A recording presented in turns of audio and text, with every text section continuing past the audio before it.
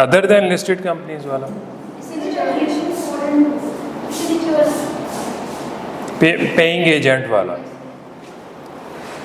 Manner of payment general regulations 4 and 2 company may appoint a paying agent for the distribution of dividend payable in cash।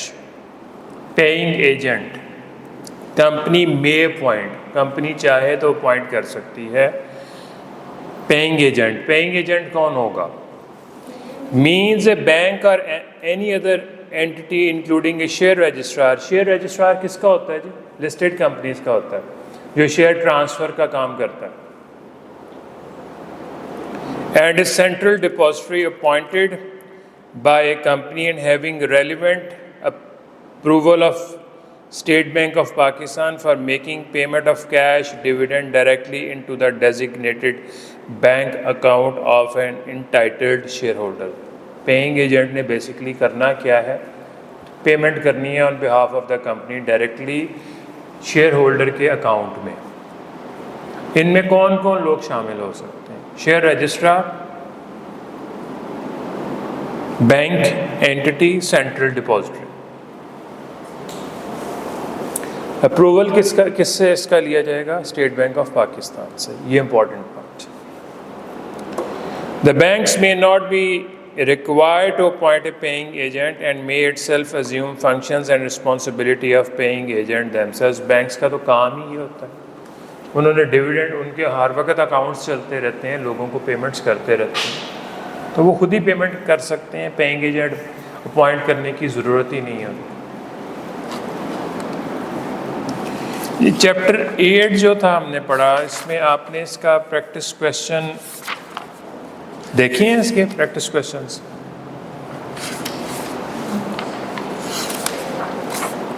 Practice question 28, 29 ये देखना आपने, और अगर इसमें कोई मुश्किल होती है तो उसको डिस्कस करना।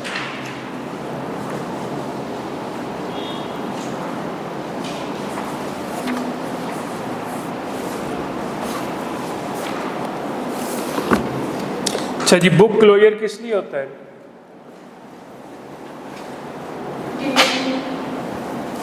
कि डिविडेंड किसको मिलेगा इस वक्त मालिक कौन है? शेयर्स का। तो थोड़ी देर के लिए जो ट्रांसफर्स हैं शेयर्स की, उसको रोक दिया जाए। इसकी इंपॉर्टेंस कहाँ पे देखी जाती है? जहाँ पे इंटरिम डिविडेंड की बात आती है ना, वहाँ पे बुक क्लोजर के टाइम से देखा जाता है। The closure of register of members for or debenture holders means a time period during which a company will not handle request to transfer shares or debentures। यानी कि ट्रांसफ़र पे उस वक्त रिस्ट्रिक्शन लग जाएगी for the time। This is done to identify the cut-off date for determining which member or debenture holder on record will receive a notice of meeting or dividend or interest payment for the period। किस member को, किस debenture holder को हमने dividend pay करना है या interest पे करना है, उसकी हमें कट ऑफ डेट का पता चलता है। इसलिए बुक्स को क्लोज किया जाता है। बुक्स क्लोजर का क्या मतलब है? ट्रांसफ़र पे फॉर द टाइम बीइंग उस वक्त रिस्ट्रिक्शन लगा दी गई। एग्जाम्पल 3 देखिए।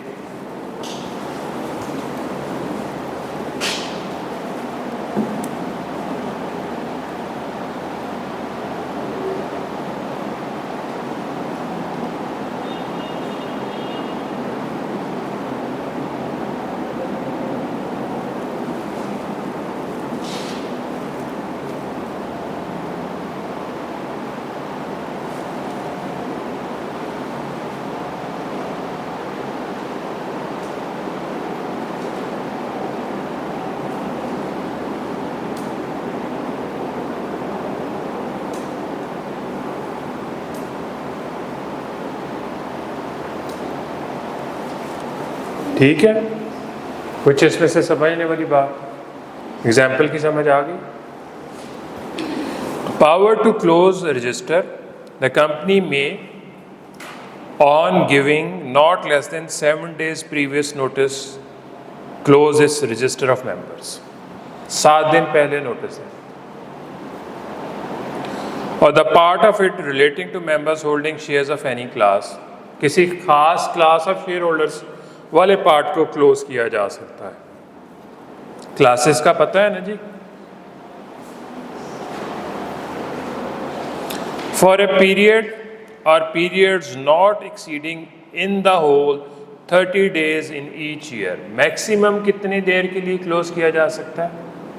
30 days के, पूरे एक साल।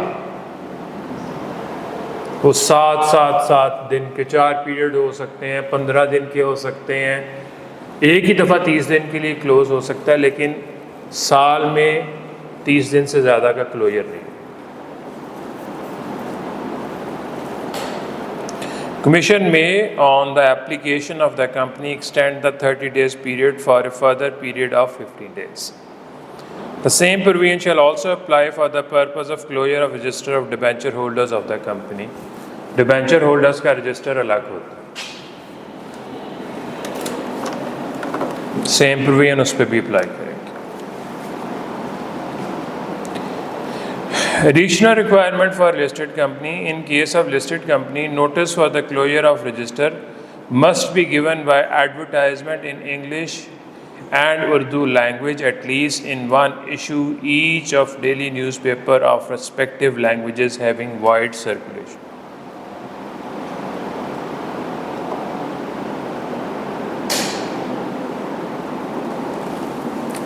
जिस तरह नोटिस लिस्टेड कंपनी का वो भी एडवर्टाइजमेंट देना है, इसी तरह इस बुक क्लोजर का भी जो है इंग्लिश और उर्दू के एक दिन के न्यूज़ जो वाइड सर्कुलेशन वाला होगा उसमें इन्होंने ये इसका एडवर्टाइजमेंट देना। पेनल्टी: एनी कंट्रावेंशन और default in complying with above requirements shall be an offence liable to penalty of level 2 on the standard scale.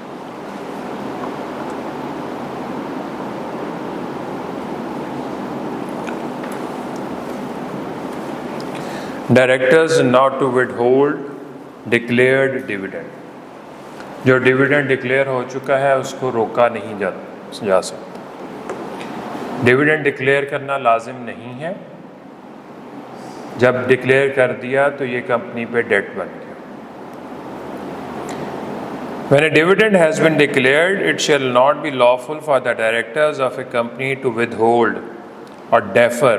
Withhold mean रोकना, defer mean postpone करना। Its payment, and the chief executive of the company shall be responsible to make the payment within a specified period from the date of declaration.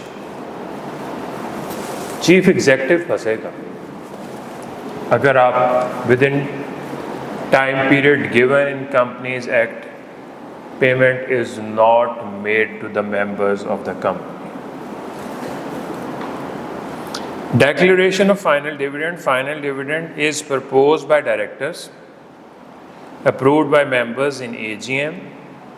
Dividend shall be deemed to have been declared on the date of general meeting in case of dividend declared approved in the general meeting.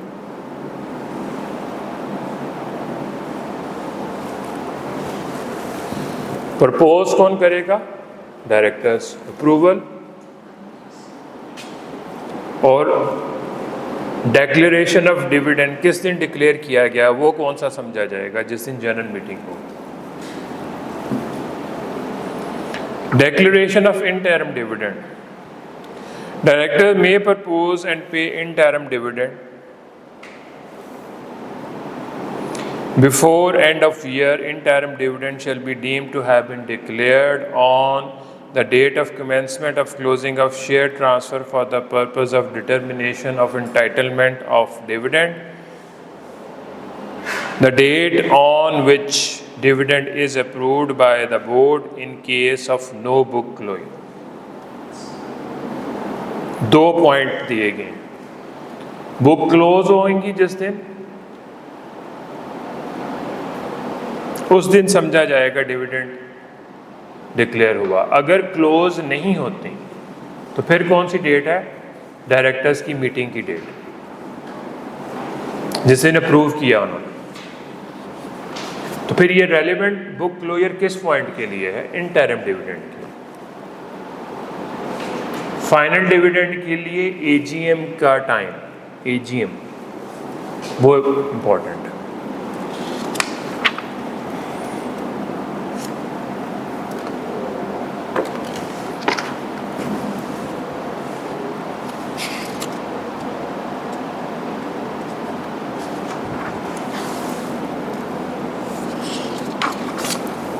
Consequences of delay of payment, अगर payment में delay हो जाता है तो क्या consequences face करने पड़ेंगे? मैंने आपको बताया कि सबसे ज़्यादा कॉन्सिक्वेंसेस फेस करने पड़ेंगे चीफ एग्जीक्यूटिव, उसको जेल की सज़ा भी होनी है और उसको पेनल्टी भी पड़नी है पैसों की सूरत। When a dividend has been declared by the company but is not paid within the period specified, the chief executive of the company shall be punishable with imprisonment for a term which may extend to 2 years and with fine which may extend to 5 million rupees. इनको underline कर लें, 2 years को 5 million, may extend, maximum बताई गई है penalty, यहाँ तक जा सकती है। ठीक है जी, सजा पर काफ़ी सजा हो जाएगी chief executive. Chief executive convicted shall from the date of the conviction cease to hold the office of the chief executive of the company। एक तो CEO भी नहीं रहेगा, 5 साल के लिए वो डिसक्वालीफाई हो जाएगा। shall not be for a period of 5 years from that day be eligible to be chief executive or a director of that company or any other company। 5 साल के लिए उसकी डिसक्वालिफिकेशन भी होगी, वो किसी और कंपनी का डायरेक्टर नहीं बन सकता, वो चीफ एग्जीक्यूटिव नहीं बन सकता।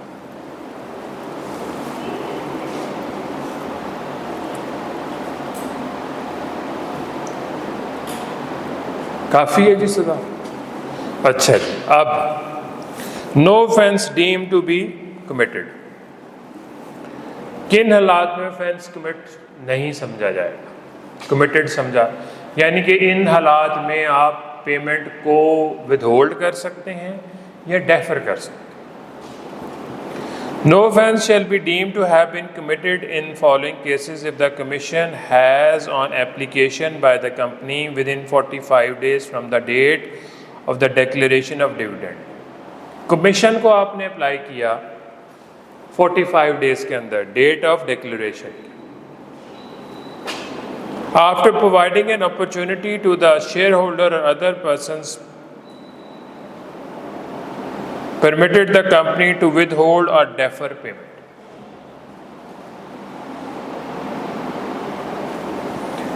ये पेमेंट किसकी रोक रहे हैं? शेयर होल्डर की पेमेंट रोक रहे हैं। कमीशन को अप्लाई करेंगे कि हमने इसकी पेमेंट इस वजह से नहीं कर, कमीशन उसकी इजाज़त दे सकता है, लेकिन सिर्फ कंपनी को नहीं सुनेगा, दूसरी पार्टी को भी सुनेगा, शेयर होल्डर को भी बुलाएगा। किन किन हालात में पेमेंट को विथहोल्ड किया जा सकता है या उसकी पेमेंट को डेफर किया जा सकता है? ये एप्लीकेशन इन्होंने कब देनी है? अप्रूवल के कितने दिन के अंदर? 45 डेज के। Where the dividend could not be paid by reason of operation of any law, operation of any law, share holder insolvent declare हो, उसको मिलेगा डिविडेंड, ऑफिशियल असाइनी को मिलेगा ना, ऑफिशियल रिसीवर को मिलेगा। Where shareholder has given directors to the company regarding the payment of dividend, directions to the company regarding the payment of dividend and those directions cannot be complied with। उसने कहा ये फलां person को payment कर दो, वो person fictitious है, exist नहीं करता या उसकी डेथ हो चुकी, तो उसकी डायरेक्शंस को कंप्लाई विद करना मीन्स उसकी डायरेक्शंस को मानना, कंपनी नहीं ये काम कर सकती।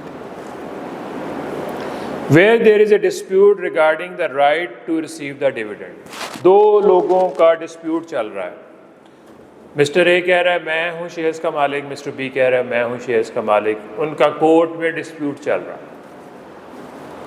जब तक कोर्ट का फैसला नहीं आएगा वो डिविडेंड नहीं मिलेगा। Where the dividend has been lawfully adjusted by the company against any sum due to it from the shareholder. shareholder ने इनकी कुछ पेमेंट करनी थी, उस मद में इन्होंने इसको एडजस्ट कर लिया है इसके dividend. Where for any other reason the failure to pay the dividend or to post the warrant within the period aforesaid was not due to any default on the part of the company. Dividend warrant या इन्होंने जो cross check था वो भिजवा दिया था with in A time period, वो delay किसी और वजह से हुआ है, पोस्ट ऑफिस वालों की वजह से हुआ है या किसी और जो भी कुरियर सर्विस है, ये डिले इनकी वजह से नहीं हुआ। इन हालात में कंपनी या चीफ एग्जीक्यूटिव साहब सज़ा से बच सकते हैं। ये वो पॉइंट्स हैं।